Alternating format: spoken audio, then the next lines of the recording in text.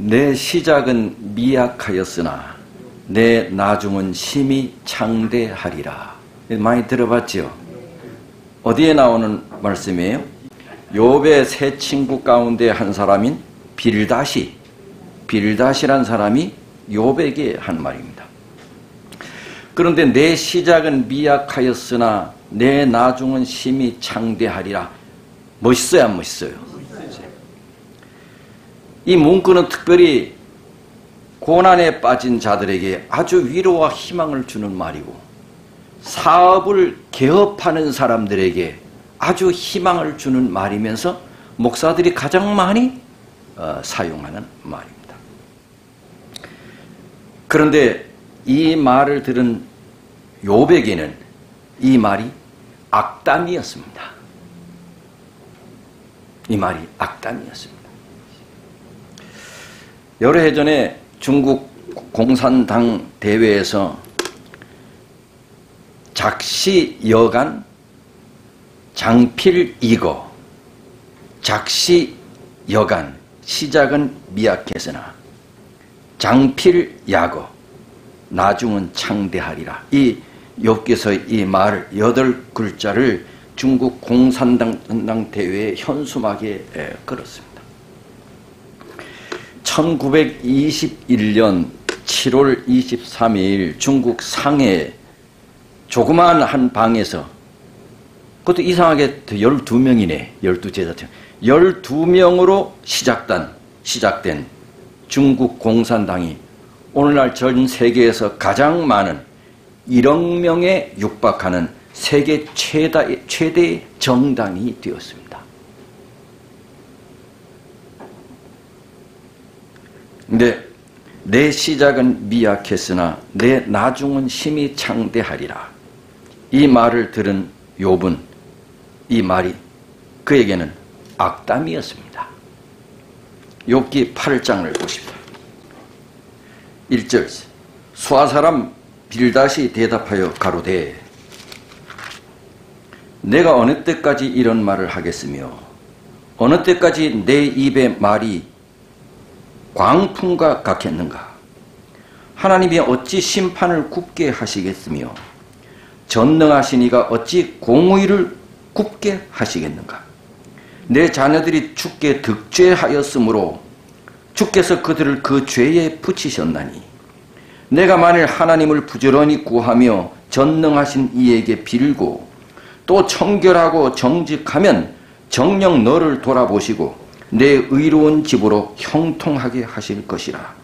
내 시작은 미약하였으나 내 나중은 심히 창대하리라. 요 문구만 딱 떼어본다면 이 말은 많은 그리스도인들에게 공감을 불러일으키는 아주 좋은 말씀처럼 들립니다. 오늘 본문은 욥의 친구 빌닷이 욥을 권면하는 내용입니다.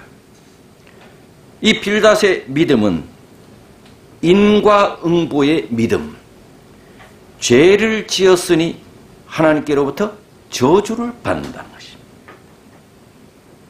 이런 사상을 무장하고 욥에게 너와 너의 가족이 죄를 지었으니 이렇게 하나님께로부터 저주를 받으니 속히 뭐 하라고? 회개하라고.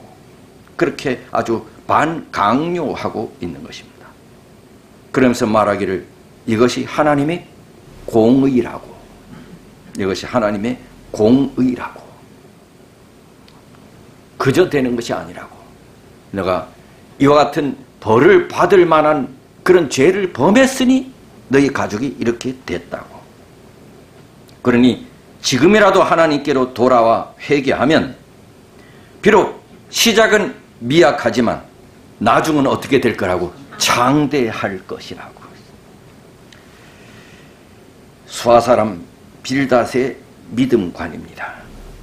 이 빌닷은 당시에 수준 이상의 인품과 재물을 가지고 있었던 사람입니다.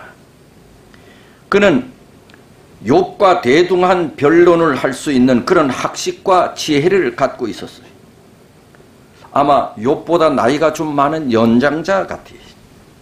근데 이 역시 하나님을 믿는 히브리 신앙을 가지고 있었습니다.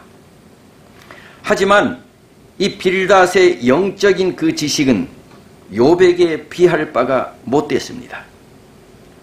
그는 어떻게 보면 이 빌닷의 말은 상당히 멋있어 보이고 진리인 것 같아. 그런데 그 빌닷의 말을 가만히 살펴보면 하나님의 성품과 하나님의 공의에 대하여 잘못된 지식을 갖고 있습니다. 죄를 지었기 때문에 벌을 받는다는 것입니다. 이것은 사탄이가 심어놓은 잘못입니다. 사탄은 자기가 인간에게 고통과 불행을 가져다 주면서 이 고통과 불행과 저주는 누가 주는 것이라고? 하나님께서 주는 것이라고 속여왔습니다. 그래서 인간으로 하여금 하나님은 무서운 하나님, 벌을 주는 하나님, 공포스러운 하나님으로 여기도록 만들었습니다. 성경은 누누이 말하기를 하나님은 무엇이라? 사랑이시라 라고 하는데 정면 반박하는 방법으로 하나님을 무섭고 공포스러운 하나님으로 속여왔습니다. 이와 같은 방법은 사단이가 하늘에 있을 때에 하늘의 천사들에게 사용했던 방법입니다. 그래서 하늘 천사들 3분의 1을 자기 편으로 만들었습니다. 여러분, 세 친구가 가만히 이렇게 있다가 제일 먼저 엘리바스가 하는 말을 다른 두 친구가 들었습니다. 그리고 욥이 대답하는 말도 옆에서 지켜보면서 빌닷이 욥이 대답하는 말을 보면서 들으면서 속에서 부하가 치밀어 올랐어요. 빌닷도 엘리바스처럼 인과응보의 믿음을 가지고 있었거든요. 죄를 지었으니 벌을 받는다고. 그런데 욥의 말을 다시 들어보니 자기는 죄를 안 지었다고 하는 것입니다. 그러자 참고 있던 빌닷이 엘리바스보다 더 거친 말로 욥을 공격합니다. 욥이 엘리바스에게 하는 말을 듣고서 시끄러워 임마. 말 같지 않은 소리도 하지 마라. 너가 어떻게 아무런 잘못도 하지 않았는데 하나님께서 너에게 벌을 주겠느냐. 만약 그렇다면 그럼 하나님이 잘못된 거냐? 이렇게 말하고 있는 것입니다.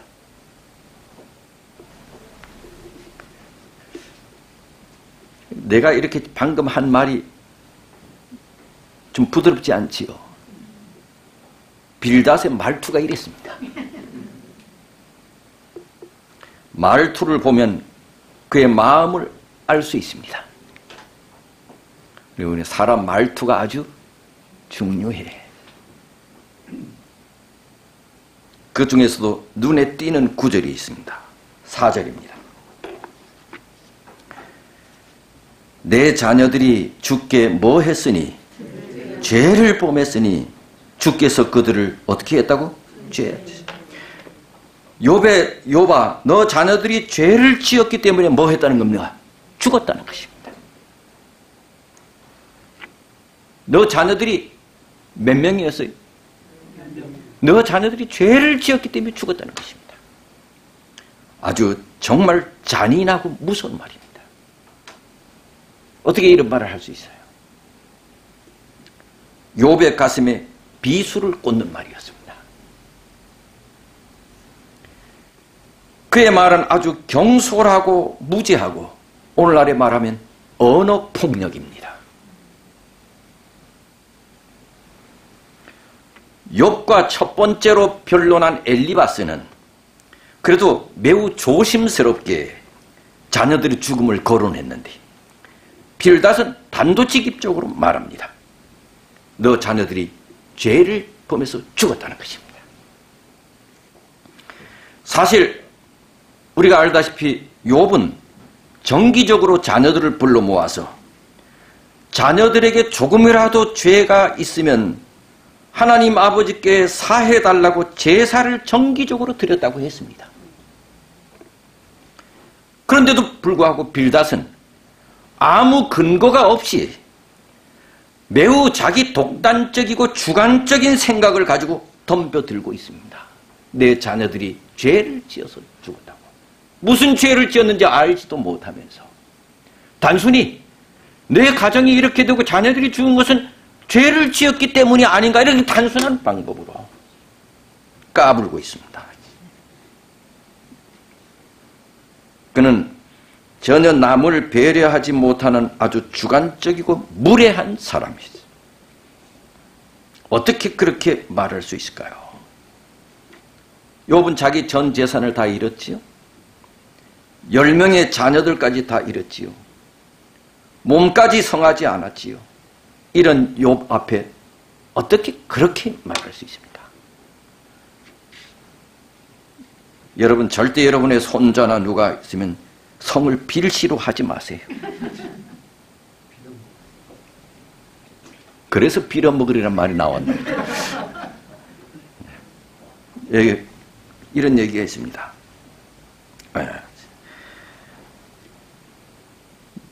청결하고 정직하면 하나님께서 내 의로운 처소를 평안하게 하실 것이라.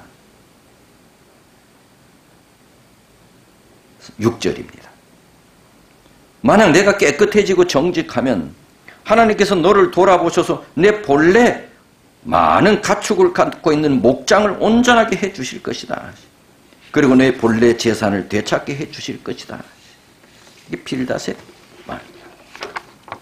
내가 여호와께로 돌아가면, 그리고 그 말이 뭔가 하면 내 시작은 미약하였으나 내 나중은 심히 창대하리라. 그러니 빨리 내 죄를 뭐하라? 회개하고 하나님께 돌아서라. 내 시작은 미약했으나 내 나중은 심히 창대하리라. 이 말은 참 멋있는 말이지만 하나님께서 하신 말이 아닙니다. 누가 한 말입니까? 빌어먹을 사람이 한 말입니다. 지은 죄를 회개하면 하나님이 다시 복을 회복시켜 주실 것이란 말입니다. 이 말이. 이 말씀처럼 한국 교회에 잘 알려진 말도 없습니다. 각종 신방 때 애용되는 말씀입니다. 약방의 감초처럼 내 교인이 어떤 사업을 시작할 때 목사님이 반드시 거의 10중 8구 인용하는 말입니다.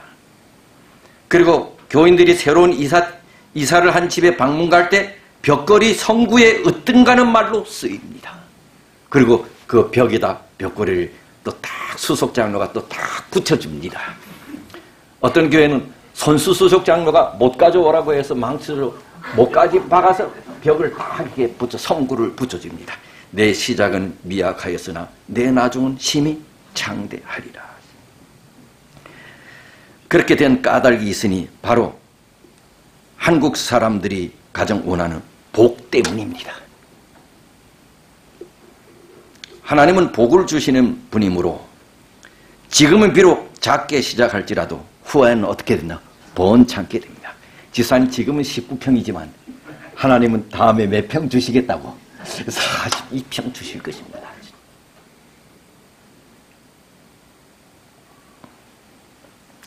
사람들이 염원하는 것과 이 말씀이 딱 맞아 떨어지기 때문에 그렇게 인기가 많은 성구입니다. 사업을 개업하는 개업식에서도 약방의 감초 같은 말씀입니다. 그런데 이 말씀은 욥의 가슴에 비수를 꼽는 말이었습니다. 빌닷은 아주 단순한 논리로 의인은 복을 받고 악인은 벌을 받는다고. 그러니 욥 너는 뭐라고? 죄인이라고. 욥이 고난을 받는 것은 죄가 있기 때문에 하나님께서 징계를 주신 것이라고. 그러니 지금이라도 회개하고 하나님께로 돌아오면 하나님께서 너를 용서하시고 다시 전처럼 복을 주실 것이라고. 인간의 욕망을 달래기 위해 성경 구절 중에 가장 많이 쓰이는 구절입니다. 사람들은 창대함을 소망합니다. 그리고 현수막에 붙이고 이 성경구를 외웁니다.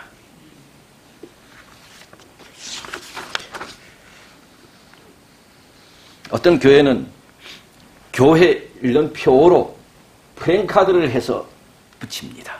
많이 봤지요? 네. 멋있지요? 이 말씀은 교인들에게 부적처럼 들려집니다. 하지만 이 말씀은 빌닷이 욥으로 하여금 지은 죄를 시인하도록 반강제하는 말씀에서 나온 악의에 찬 말입니다. 그리고 중요한 것은 빌닷의 뒤에는 사탄이 도사리고 있습니다. 사단의 목적은 욥으로 하여금 하나님을 불의하게 여겨 하나님을 저주하게 만드는 것이 사단의 목적이었습니다. 이를 위해 마귀가 첫 번째 사용한 도구가 욥의 부인이었습니다. 이거는 마귀가 그를 이용한 것입니다. 그 부인으로 하여금 남편 욥에게 하나님을 저주하고 죽으라고. 그러나 욥은 자신의 믿음의 정결을 고수했습니다. 빌닷은 욥에게 내 더러운 죄를 자백하라고 다그쳤습니다. 심지어 욥의 자녀들이 죽어서 망한 것도 죄 때문이라고 강조했습니다.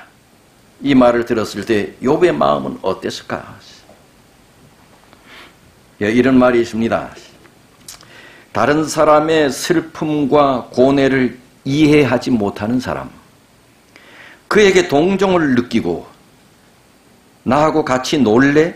라고 말하며 손을 뻗칠 줄 모르는 사람은 진정한 인간이 될 수 없다. 그리고 살아가는 데 있어서 또는 인간다운 삶을 영위하기 위해 이러한 인간 이해는 필수 조건이다. 문학의 숲을 거닐다 라고 하는 책에 장영희 교수가 쓴 작가의 말 중 일부입니다.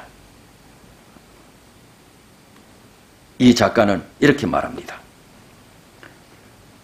이게 그리스도인인지 그리스도인이 아닌지 죽어 하늘의 심판대에 서서 이제껏 지상에서 지은 죄를 모두 고백해야 한다면 무수한 죄 중에 제일 먼저 저는 누군가의 마음의 성욕을 침범한 적이 있습니다.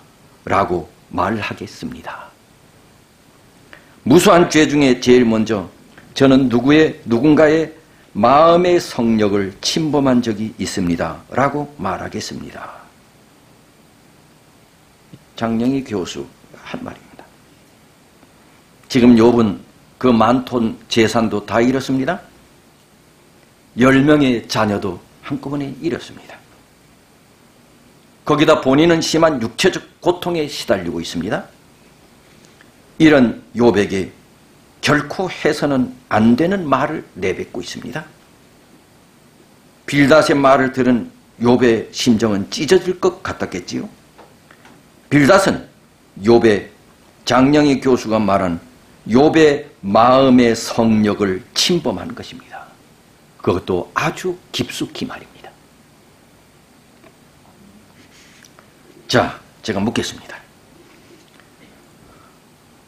우리가 그렇게 멋있게 힘과 용기를 주면서 자주 사용하는 이 멋있는 말, 내 시작은 미약하였으나 내 나중은 심히 창대하리라 라고 아주 우리가 멋있게 생각하는 이 말씀을 들은 욥에게 이 말씀은 위로와 소망이 되었을까요?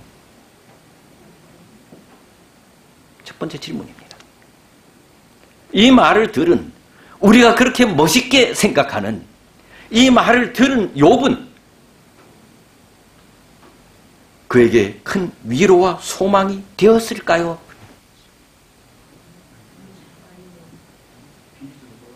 비수를 꼽아.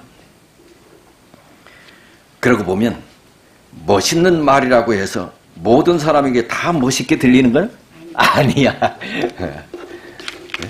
멋있는 말이라고 해서 모든 사람에게 다 멋있게 들리는 말도 아니야. 멋있는 말도 어떤 사람에게는 악담으로 들린 것입니다. 욥이 그랬습니다. 발다시 한 말입니다. 3절입니다.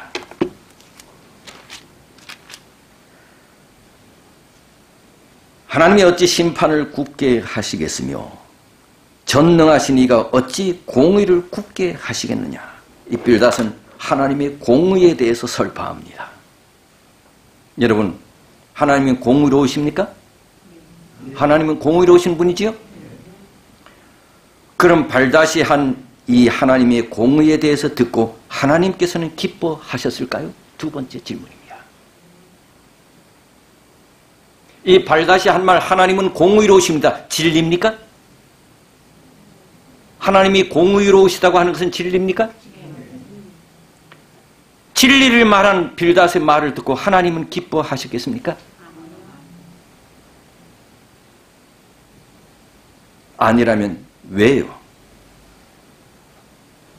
발다시 한 말은 진리라며요. 자, 그러고 보면 우리가 기억해야 할 것은 첫째, 진리라고 해서 하나님이 다 기뻐하시지는 않는다. 욥에게 한 8장 3절 빌닷의 말은 진리입니다. 그런데도 불구하고 욥에게 위로와 희망은커녕 욥의 마음을 아프게 했습니다. 뿐만 아니라 빌닷이 하나님에 대하여 진리를 말했으나 하나님은 기뻐하지 않으셨습니다. 둘째, 빌닷이 한 말은 반만 진리였습니다. 잘못된 오류도 있습니다. 그래서 하나님께서 기뻐하지 않으셨습니다. 그 오류 중 하나가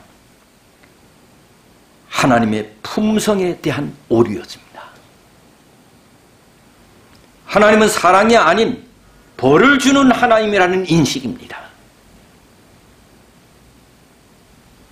이것은 결정적으로 하나님께서 가장 싫어하시는 것입니다. 하나님의 품성에 대한 오해입니다. 셋째, 비록 빌닷이 한 말 중에 진리가 있다 할지라도 빌닷은 그 진리를 가지고 욥을 정죄하는 데 사용하는 것이 하나님이 기뻐하시지 않으신 요인인 것입니다. 진리를 가지고 뭐에 사용해요? 남을 정죄하는 데 사용하십시오.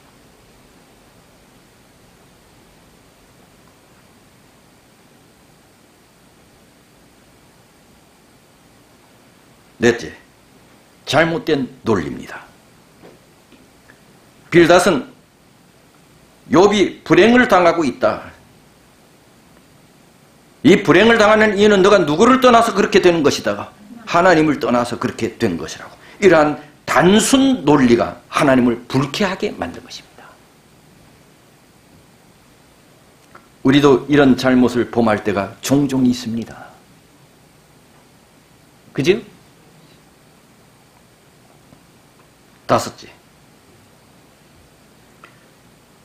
여러분, 회개하고 하나님을 충성스럽게 믿어도 세상의 축복이나 재물의 축복이 없을 수도 있습니다.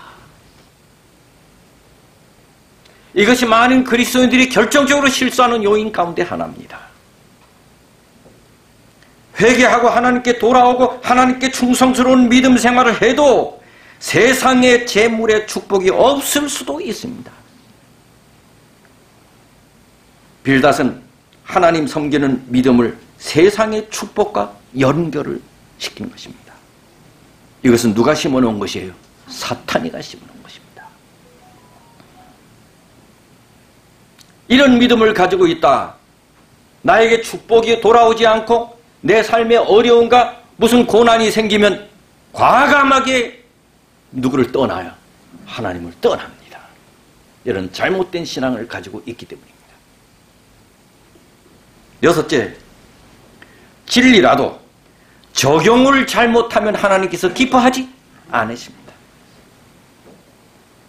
예를 들면 동방박사들이 별을 보고 메시아를 찾아갔습니다. 이스라엘에 도착했습니다. 왕궁 가까이 도착했습니다. 이스라엘의 왕에게 메시아가 어디에서 태어난지 물었습니다. 그때 이스라엘 왕이 뭐라고 했습니까? 그 동방 박사들에게 너도 가서 찾아보라고. 가서 찾으면 나에게 알려달라고.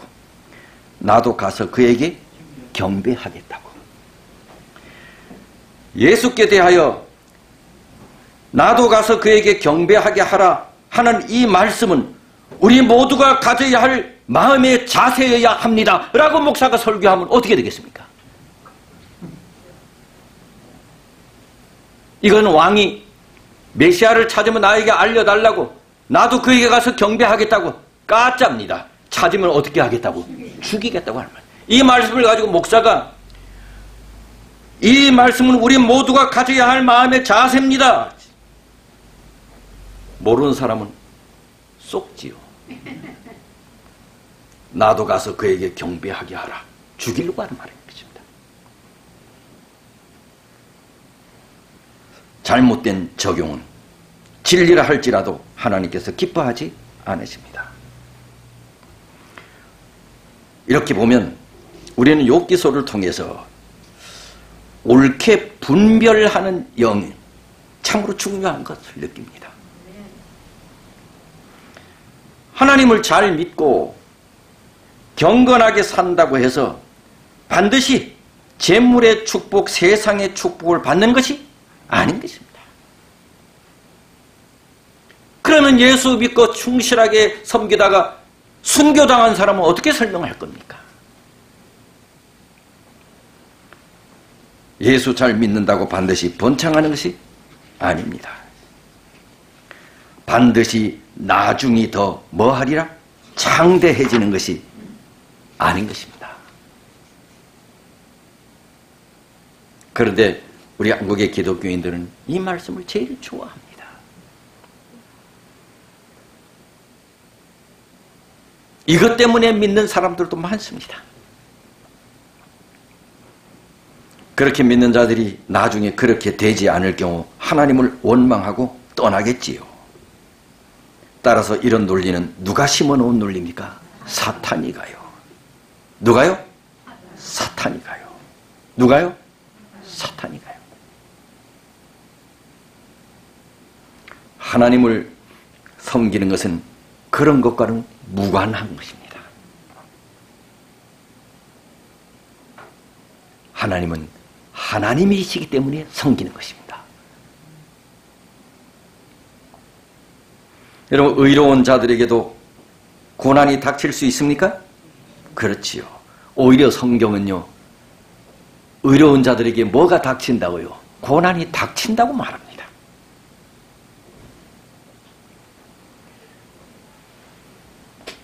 그런데 의로운 자들에게, 예수 믿는 자들에게 고난이 닥친다고 말하는 말이 성경에 많아. 그런데 구약 성경에 보면 하나님을 잘 믿으면 들어가도 복받고 나가도 떡반죽 끓여서도 또 뭐 해도 네, 하여튼 뭐 복을 많이 받는 거죠. 그런데 예수를 믿고 하나님께로 돌아가고 신실하게 살면 고난을 받는다는 말은 성경에 있는지도 몰라. 그게 마치 없는 것처럼 뭐만 얘기해. 들어가도 복 받고 나가도 복. 오늘 목사들이 문제입니다. 이 목사가. 목사는 정직하게 얘기해 줘야 합니다. 예수 믿어도 뭐 받는다고요? 고난 받는다고요. 오늘날 한국교회 많은 목사님들이 들어가도 복 받고 나가고도 복 받고만 강조한 것입니다. 고난에 대해서는 성경에 없는 것처럼 한쪽으로만 말했어요. 그러니 많은 교회 다니는 사람들이 믿음이 굳건하지 못해. 뭐만을 바라고 믿어 그냥. 우리는 아니지요. 우리도 복을 기대합니다. 무슨 복이에요? 우리는 영생의 복입니다.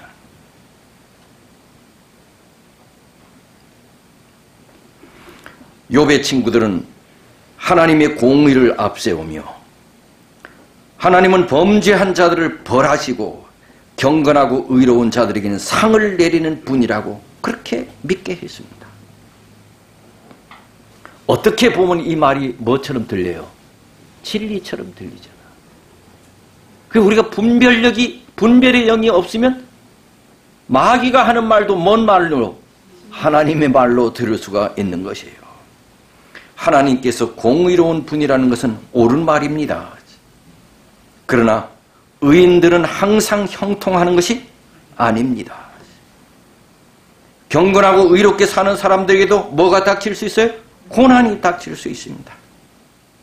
그러므로 어떤 사람이 어려움을 겪고 고통을 당한다고 해서 무조건 죄를 지었기 때문이라고, 하나님의 벌 때문이라고 생각하는 것은 옳지 않습니다.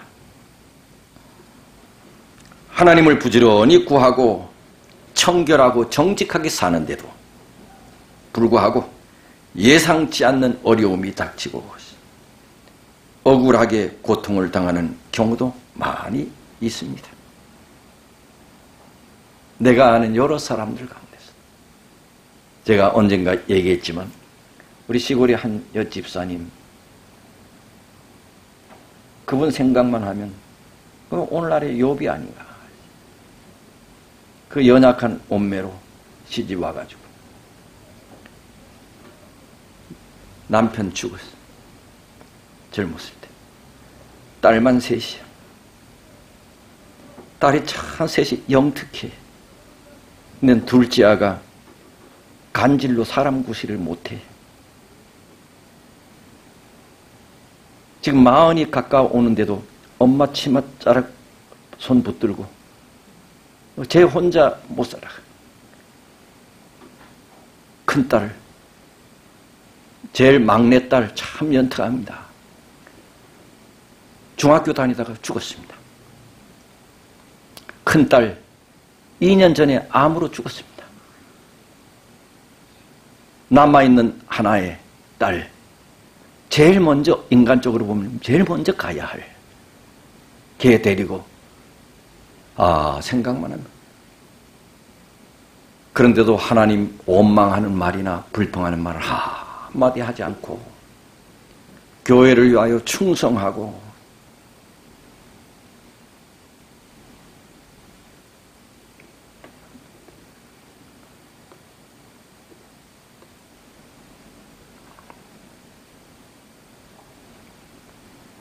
하나님을 부지런히 구하고 청결하고 정직하게 사는데도 예상치 않는 어려움을 당하는 경우가 있습니다.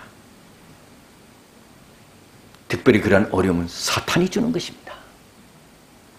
그런데 사탄은 이러한 어려움을 누가 주는 것이라고 오해하게 만든다고? 하나님이 주시는 것이라고. 사단이 뿌려놓은 잘못된 지식입니다. 우리가 당하는 어려움은 하나님께서 주신 것이라고 믿게 해서, 하나님은 사랑의 하나님이 아니라 공포와 두려움과 벌 주기를 좋아하는 하나님으로 받아들이도록 사탄이 만들어 놓은 잘못된 거짓인 것입니다. 우리는 좋은 일이 있을 때나 안 좋은 일이 있을 때나, 기쁜 일이 있을 때나 슬픈 일이 있을 때도 우리 하나님은 사랑이십니다. 그러므로 우리는 나의 나중이 창대하지 않아도 하나님을 섬기는 충실한 하나님의 백성이 되기를 바랍니다. 이것이 오늘 제 설교의 요지인 것입니다.